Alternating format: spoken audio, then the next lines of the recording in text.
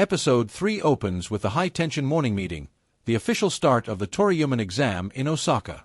Aoteru, the grieving strategist fueled by his late wife's Taihei vow, and the energetic Asama Yoshitsune, that mysterious, certain person from the cheap hotel, full of cheeky Osaka-ben flair and youthful pride, step up together as unlikely allies.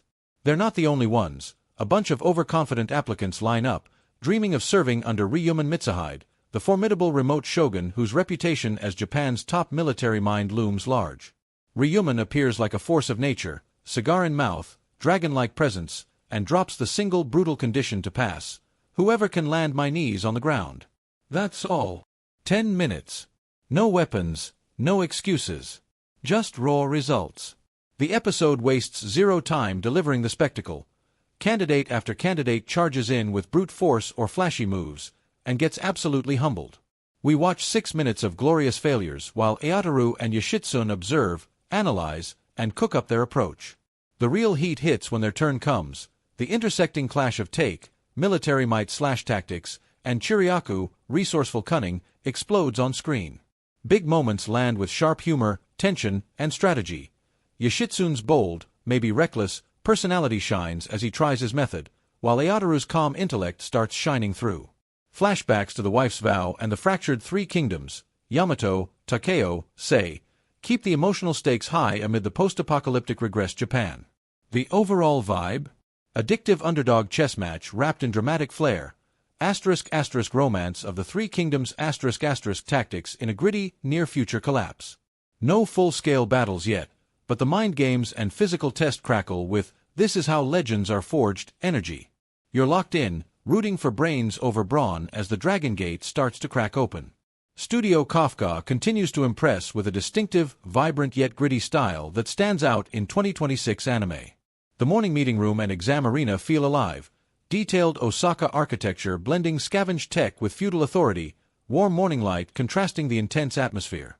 Character designs pop, Ryumon's intimidating, cigar-smoking presence radiates power, Yoshitsune's youthful bob-cut energy, that Heian-inspired Amasoji vibe, brings cheeky expressiveness and comedy.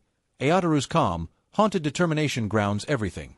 Animation levels up noticeably in EP3, fluid, dynamic fight choreography during the test, even if it's more bring him down than sword-swinging, sharp timing on comedic failures, and expressive close-ups that sell the strategy and personality clashes. Kevin Penkin's score amps the tension with clever builds, while the OP Haidane by Tatsuya Kirani and ED Chikai by Lena keep replay value high. Gentle nudge, a couple of the early candidate flops lean a tad repetitive for comedy, which works for character but could tighten pacing slightly. Background crowds in the meeting still occasionally feel a touch static compared to the lead's polish. Nothing major. Chief Animation Director Takehiko Abiru keeps the core sequences cinematic and unique. It's more colorful and lively than pure grimdark, letting the humor and brains breathe beautifully. Episode 3 Morning Meeting pushed Nippon Sangoku from strong to seriously addictive. What's got me obsessed? The perfect team-up of Aoteru's quiet intellect and Yoshitsune's bold personality, the hilariously brutal exam condition from Ryūmon, and that seamless blend of take versus Chiryaku strategy. Turning a simple kneel-me test into high-stakes mind games while keeping the Taihei vow's emotional core alive feels fresh and compelling. Studio Kafka's visuals continue selling this regressed, war-torn Japan with style and heart. I'm crossing my fingers for deeper exploration of how this service under Ryūmon advances the reunification arc, more layered rivalries between the three kingdoms, richer flashbacks to Aoteru's wife, and even tighter integration of humor with serious political intrigue as the scale grows.